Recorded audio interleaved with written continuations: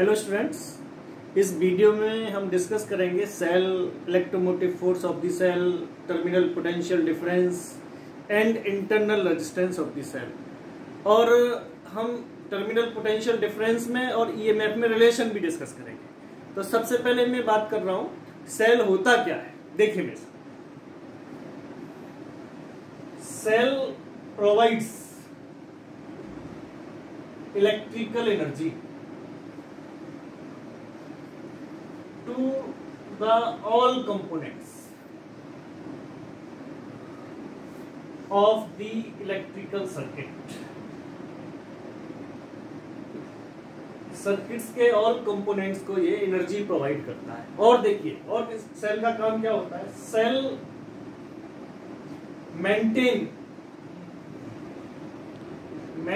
The potential difference which forces the electron, और कह सकते हैं any charge, which forces the electron or charge to move in the circuit। Means circuit में electrons को या charge को मूव कराने के लिए ये फोर्स प्रोवाइड कराता है। जैसे मान लीजिए for electrochemical cell,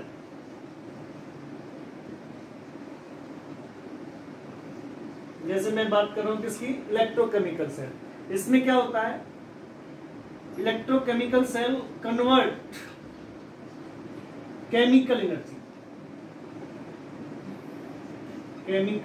energy into the electrical energy.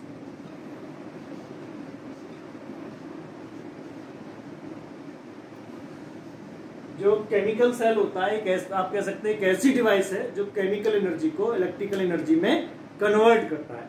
तो मित्रों, जो सेल है उसका मेन काम क्या है? उस पोटेंशियल डिफरेंस को मेंटेन रखता है, जिसके कारण से सर्किट में चार्ज जो है मूव कर सकता है। अब आगे देखिए,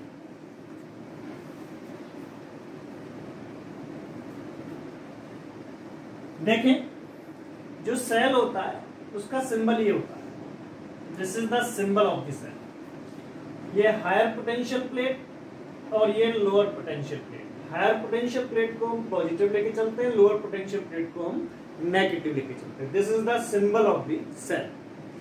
अब जैसे हमने बात कर रहा था इलेक्ट्रोकेमिकल सेल, ये कैसे बनाया जाता है? इलेक्ट्रोकेमिकल सेल बनाने के लिए हम क्या करते हैं? आपने देखा होगा स्कूल में, एक बीकर टाइप बर्तन लेते हैं जिसमें इलेक्ट्रोलाइट फिल कर लेते हैं। इसमें इलेक्ट्रोलाइट है। अब बात आती है इलेक्ट्रोलाइट क्या है? इसको हम कह सकते हैं कंडक्टिंग सॉल्यूशन।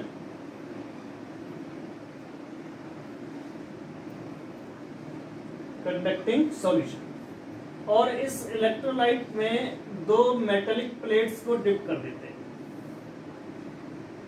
जैसे मान लीजिए मुझे लेक्लांसी सेल बनाना है, तो यहाँ पे जो इलेक्ट्रोलाइट लेंगे NH4Cl का सॉल्यूशन लेंगे, और एक कार्बन की प्लेट लेंगे, दूसरी जिंक की प्लेट लेंगे, तो ये लेक्लांसी सेल बन जाएगा। अब जैसे ही आप सेल बनाते हैं तो एक साइड पॉजिटिव चार्ज कलेक्ट हो जाता है। मींस एक प्लेट पॉजिटिव बन जाती है और दूसरी प्लेट पर नेगेटिव चार्ज स्टोर हो जाता है।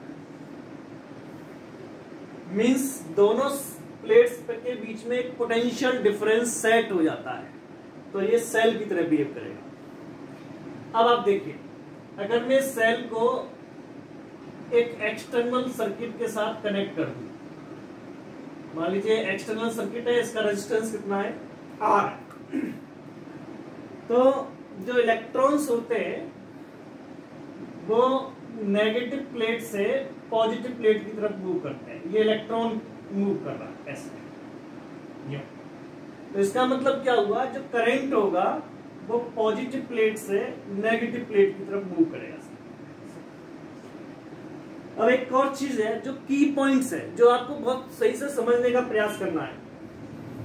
अब इलेक्ट्रॉन ऐसे मूव करके आ रहा है, तो इनसाइड द सेल इलेक्ट्रॉन क्या होगा, पॉजिटिव प्लेट से नेगेटिव प्लेट की तरफ मूव कर रहा है।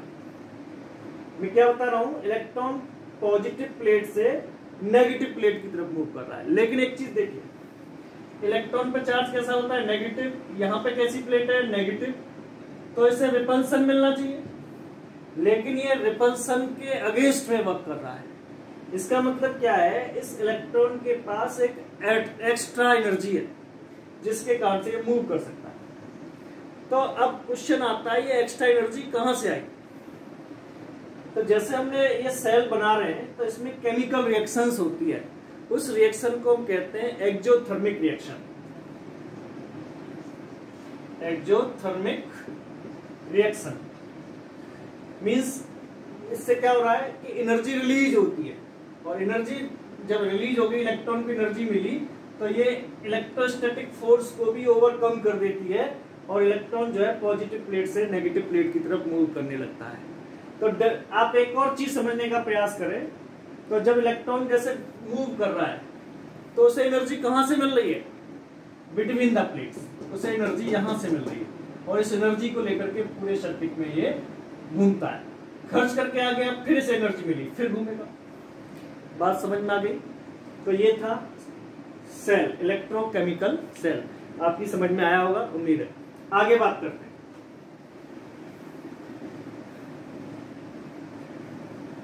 मित्रों, सेल की डेफिनेशन आपको क्लियर हो गई। सेल क्या है, सेल पोटेंशियल डिफरेंस को मेंटेन करता है, जिसके कारण से वो चार्ज को सर्किट में मूव करा सकता है।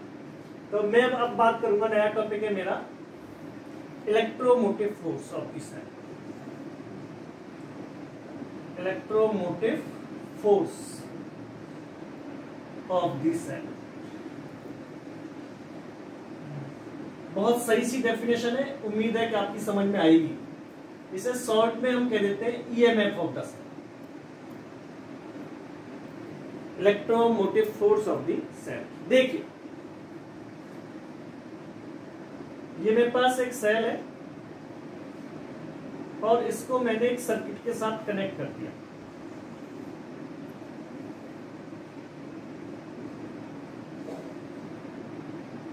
ये हायर पोटेंशियल प्लेट, ये लोअर पोटेंशियल प्लेट, और ये जो सर्किट है, एक्सटर्नल सर्किट, मान लीजिए उसका रेजिस्टेंस R है। अभी देखो, मैंने जो की है इसे ओपन रखा है, तो ये हो गया ओपन सर्किट हो गया।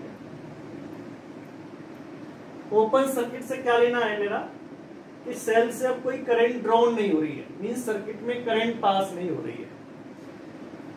इस कंडीशन में मैंने क्या किया, इस सेल की प्लेट्स के बीच में एक आइडियल वोल्ट मीटर मैंने कनेक्ट कर दिया। This is the volt meter. कैसा वोल्ट मीटर है ये, आइडियल वोल्ट मीटर है, मींस 100% रीडिंग को ये मेजर कर रहा है, आप ऐसा मान सकते हैं। तो क्वेश्चन है, इलेक्ट्रोमोटिव फोर्स क्या होता है। एक बार डेफिनेशन को समझने का प्रयास कीजिए, मैं लिख भी देता हूं। When cell is in open circuit, cell open circuit में है, इसका मतलब क्या है, that is no current drawn from the cell।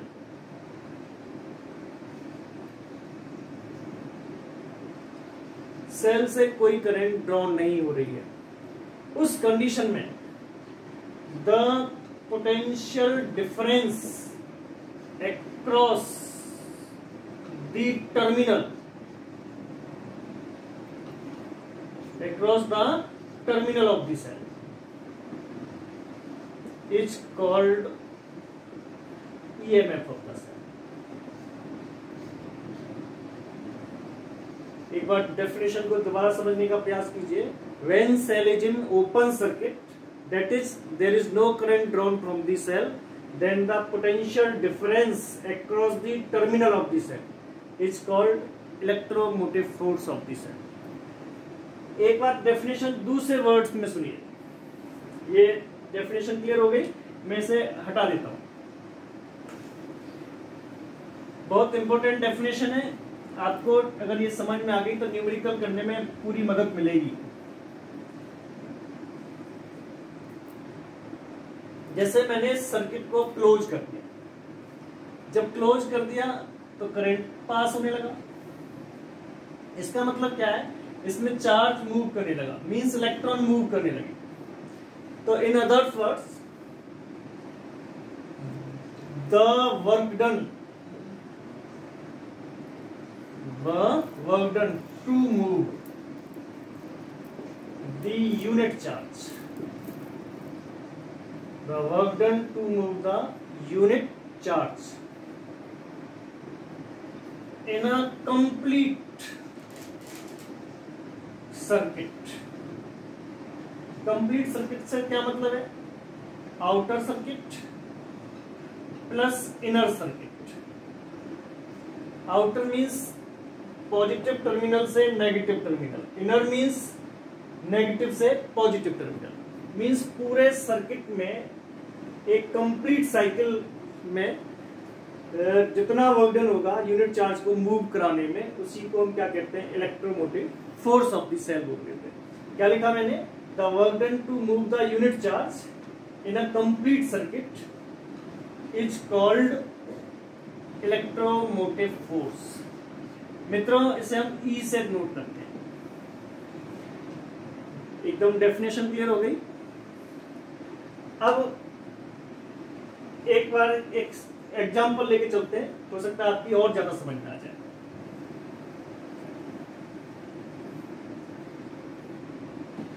देखिए, मान लीजिए मेरे पास एक रजिस्टर है, 4 ओम का रजिस्टर है, और इसको मैंने एक बैटरी से कनेक्ट कर दिया, मीन सेल से कनेक्ट कर दिया। सेल का पोटेंशियल डिफरेंस है मान लीजिए 12 वोल्ट।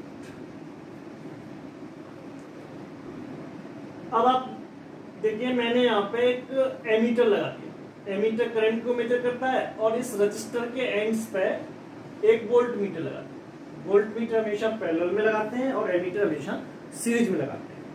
तो हम और आप दोनों जानते हैं ओम्स लॉ को। मैं आपसे कहूं करंट इन द सर्किट, आई बराबर क्या होगा, बी अपॉन आर होता है। बी की वैल्यू 12 वोल्ट, आर कितना है 4, तो कितना होगा 3 एम्पियर आ गया। तो वोल्ट मीटर की रीडिंग क्या होगी, simple, V equal to I R. I भी 3 है, आर भी कितना है 4 है, 12 वोल्ट। लेकिन एक्चुअल में ये रीडिंग्स नहीं आई। अब आप ये देखिए, अगर एक्चुअल प्रैक्टिस में बात की जाए तो एमीटर 3 एम्पियर की करंट नहीं देता। ये वाला वोल्ट मीटर 12 वोल्ट को मेजर नहीं करेगा। मींस एक्चुअल प्रैक्टिस में ये 3 एम्पियर से आई की वैल्यू कम आएगी, लेस वैल्यू शो करेगा, और 12 वोल्ट से भी ये कम वैल्यू शो करेगा। अब क्वेश्चन क्या आता है, ये कम वैल्यू क्यों शो कर रहे हैं दोनों मीटर्स? इसका मीनिंग क्या है, ये जो बैटरी है, ये जो सेल है, इसका अपना खुद का भी एक रेजिस्टेंस होता है, तो उसके अक्रॉस भी ये पोटेंशियल ड्रॉप शो करता है। तो पोटेंशियल ड्रॉप वहां भी कुछ शो करेगा, तो यहाँ पे वैल्यू क्या आती है, घट करके आती है। तो मींस सेल का भी अपना एक रेजिस्टेंस होता है, जिसे हम कहते हैं internal resistance of the cell. और इस इंटरनल रेजिस्टेंस को सिंपल स्मॉल आर से नोट करते हैं। तो क्वेश्चन आ जाता है, what is the internal resistance of the cell? तो आप जान गए, means the resistance offered by the electrolyte of the cell is called internal resistance। और इसे हम किससे नोट कर रहे हैं, स्मॉल आर से। लेकिन इसको हम थोड़ी देर बाद डिस्कस करेंगे। पहले हम बात करेंगे टर्मिनल पोटेंशियल डिफरेंस। मित्रों, terminal potential difference of the cell of the cell. उम्मीद है कि ये डेफिनेशन भी आपकी समझ में आए। देखिए, ये एक सेल है मेरे पास, और इसको मैंने एक सर्किट से कनेक्ट कर दिया। इस सर्किट का रेजिस्टेंस आर है, और सर्किट को मैंने क्लोज कर दिया। इस कंडीशन में यहाँ पे एक वोल्ट मीटर लगा दिया। जब सर्किट को क्लोज कर दिया तो इसमें करंट आई ड्रॉन होगा, सेल से करंट ड्रॉन होगा।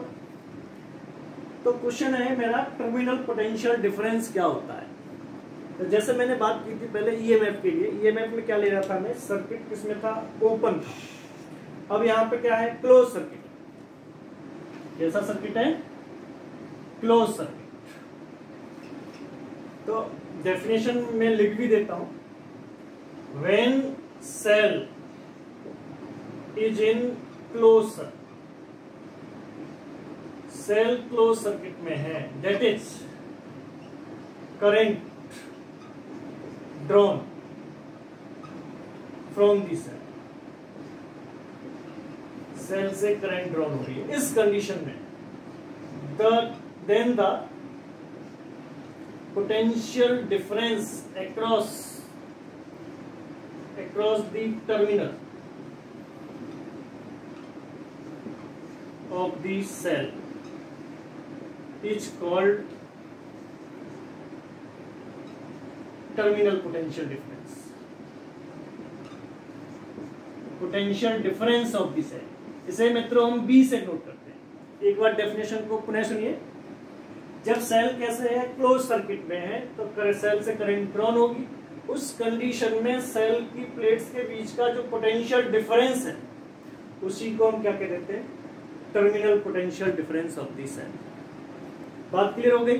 एक डेफिनेशन और देखिए, बहुत ही इंपॉर्टेंट डेफिनेशन है ये भी। मान लीजिए चार्ज को केवल आउटर सर्किट में मूव कराएं, मींस नेगेटिव प्लेट से मैं कहां तक मूव कराऊं, पॉजिटिव प्लेट तक। इलेक्ट्रोलाइट से मुझे कोई लेना देना नहीं, मींस केवल कहां से मूव करा रहा हूं, negative plate to positive plate. उस कंडीशन में जितना वर्क डन होगा उसको हम कहेंगे terminal potential difference of the cell. लेकिन कंडीशन इज, जो चार्ज है उसका अमाउंट कितना लेना है, 1 लेके चलना है, यूनिट चार्ज लेके चलना है। तो डेफिनेशन क्या हो गई, द वर्क डन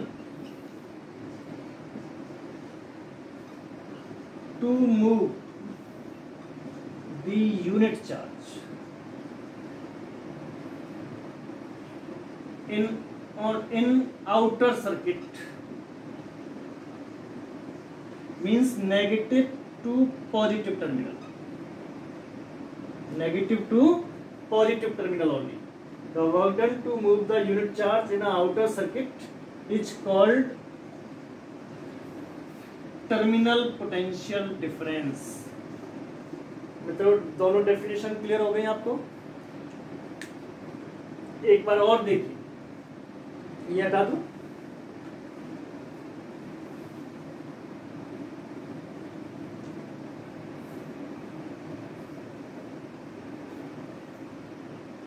तो अब अभी तक हमने पढ़ा ईएमएफ, इसको हम किससे नोट कर रहे हैं, ई से। टर्मिनल पोटेंशियल डिफरेंस, इसको हम वी से नोट कर रहे हैं। और एक पढ़ा था, हल्का सा पढ़ा है, इंटरनल रेजिस्टेंस, इंटरनल रेजिस्टेंस, और इसको हम स्मॉल आर से नोट कर। इंटरनल रेजिस्टेंस का मीनिंग क्या बताया था मैंने, the resistance offered by the electrolyte of the cell is called internal resistance of the cell, it is denoted by small R. मित्रों जो इंटरनल रेजिस्टेंस है, मैं लिख भी देता हूं, इंटरनल रेजिस्टेंस क्या बता रहा था मैं, द रेजिस्टेंस मीन्स ऑब्स्ट्रक्शंस कह सकते हैं, the resistance offered by the electrolyte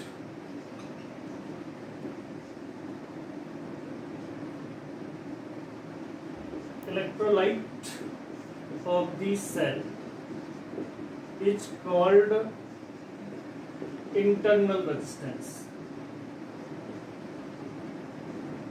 The resistance offered by the electrolyte of the cell in the flow of current is called internal resistance.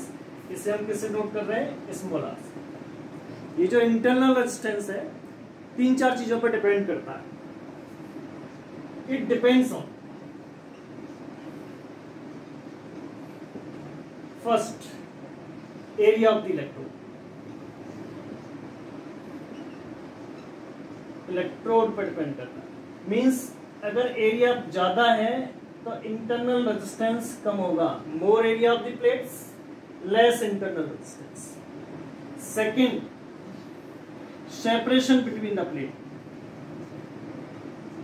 between the plates means more separation between the plate, more resistance between them, more resistance offered by the electrolyte।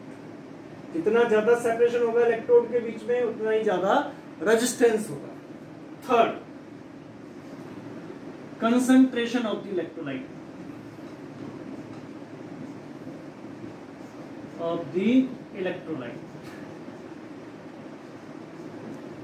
जितनी ज्यादा concentration उतना ही ज्यादा resistance. Fourth, temperature of the electrolyte.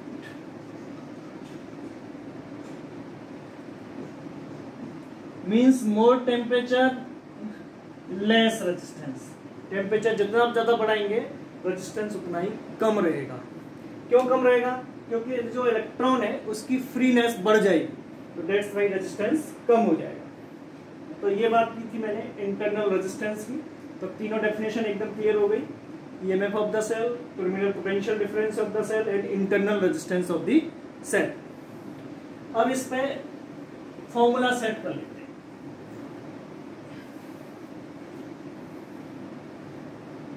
मित्रों, relation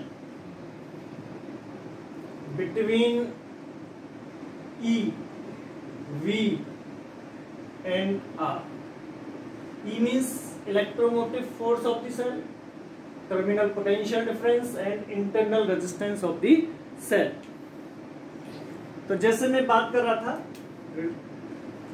मान लीजिए मेरे पास एक cell है,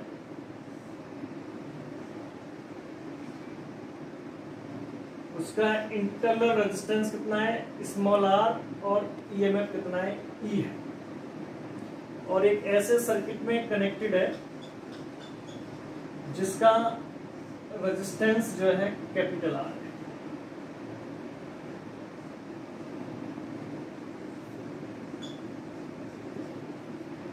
एक बार देखिए, consider a cell of EMF E, internal resistance R connected in a circuit of resistance capital R। तो रेजिस्टेंस कैपिटल है सर्किट का, तो मैं और आप दोनों जानते हैं current drawn from the cell,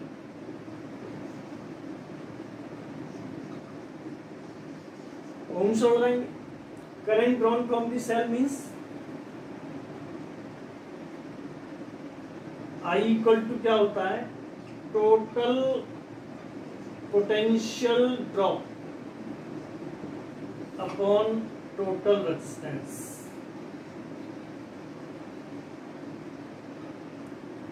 Ohm's law कहता है current in a circuit I equal to total potential drop upon total resistance. अब एक चीज देखिए, ये बहुत समझने वाली बात है। सेल से करंट ड्रॉन हो रही है, ये आउटर सर्किट का रेजिस्टेंस आ गया R, फिर सीरीज में ही इलेक्ट्रोलाइट का रेजिस्टेंस आ गया स्मॉल r। आप ऐसे दिखा सकते हैं इसे, देखिए एक बार प्लीज। करंट I ड्रॉन हुई तो मींस यहां एक्सटर्नल सर्किट में भी पोटेंशियल ड्रॉप होगा, वो कितना हो गया, V डैश। इंटरनल रेजिस्टेंस के अक्रॉस भी पोटेंशियल ड्रॉप होगा, वो कितना मान लिया, V डैश। एक्सटर्नल सर्किट के लिए पोटेंशियल ड्रॉप कितना कह दूं मैं, V। इंटरनल सर्किट के लिए भी पोटेंशियल ड्रॉप कह दूं, V डैश। तो ये किसके बराबर हो जाएगा, E के बराबर होगा कि नहीं होगा? मींस टोटल पोटेंशियल ड्रॉप कितना आ गया, V प्लस V डैश बराबर किसके होगा, E के। E को हम क्या कह रहे हैं, ईएमएफ। तो मैं इस फॉर्मूला को ऐसे भी लिख सकता हूं, टोटल पोटेंशियल ड्रॉप की जगह पर मैं लिख सकता हूं ईएमएफ ऑफ द सेल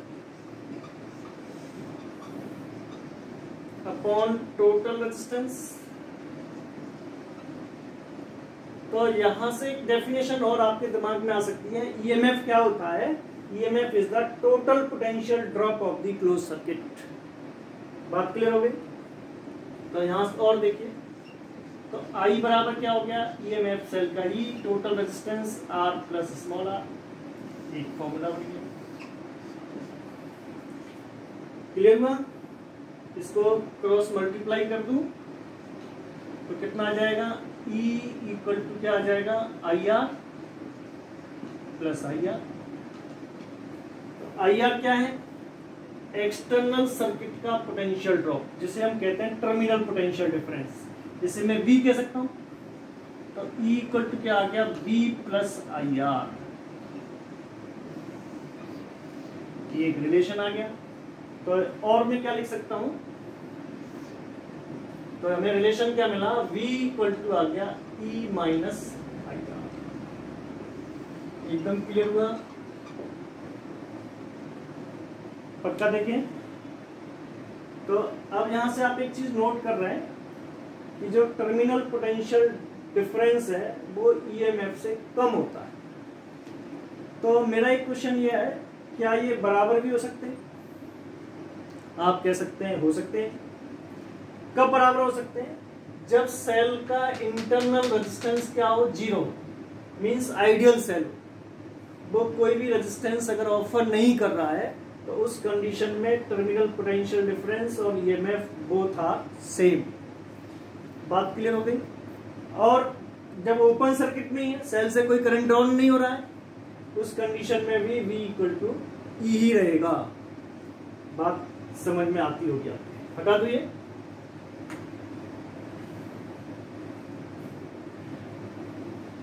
तो टॉपिक एकदम क्लियर हो ही रहा है, मुझे ऐसा लग रहा है।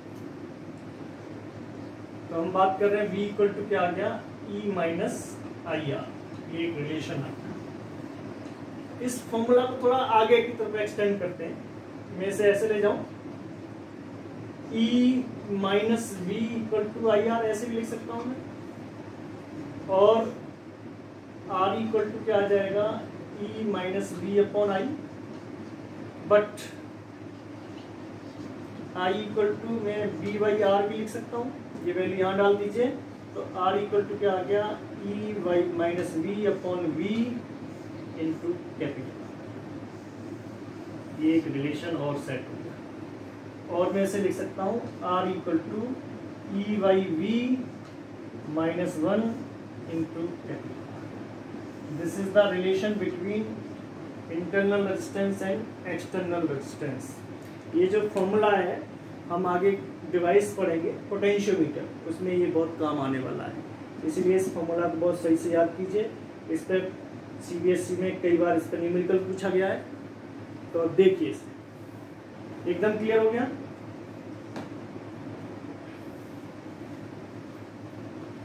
तो मित्रों, आज के इस लेक्चर में हमने डिस्कस किया है internal resistance of the cell, electromotive force of the cell and terminal potential difference of the cell. तो टर्मिनल पोटेंशियल डिफरेंस क्या मैंने बताया, जब सेल क्लोज सर्किट में है तो सेल की प्लेट्स के बीच में जो पोटेंशियल डिफरेंस होता है उसे हम कहते हैं टर्मिनल पोटेंशियल डिफरेंस। EMF क्या बताया था, जब सेल ओपन सर्किट में होता है उस कंडीशन में सेल की प्लेट्स के बीच में जो पोटेंशियल डिफरेंस होता है उसे हम कहते हैं EMF ऑफ द सेल। तो हमारे पास दो तीन फॉर्मूला आ गए। ये E में क्या बताया था, V equal to E minus IR, और B बराबर E कब होगा, जब R की वैल्यू क्या होगी, 0 होगी, अदरवाइज B और E आपस में बराबर नहीं हो सकते। सेल डिस्चार्जिंग कंडीशन में है तो V always less than E। किस कंडीशन में है, जब सेल क्या हो रहा है, डिस्चार्ज हो रहा है, लेकिन कई बार हम सेल को चार्ज भी करते हैं, तो उस कंडीशन में ये फॉर्मूला उल्टा हो जाता है। When cell is in charging, तो potential difference, terminal potential difference B बराबर होगा E प्लस IR। ये ध्यान देने वाली बात है। Terminal potential difference V equal to क्या होगा, E प्लस IR। इस ये कौन सी कंडीशन में, जब सेल को हम करंट दे रहे हैं, ये फॉर्मूला कौन सी कंडीशन में है? जब सेल से करंट ड्रॉन हो रहा है। तो एनसीईआरटी में कई न्यूमेरिकल दे रखे हैं इस पे, आप उन्हें सॉल्व कीजिए। बहुत धन्यवाद, आप हमेशा स्वस्थ रहें। Thank you.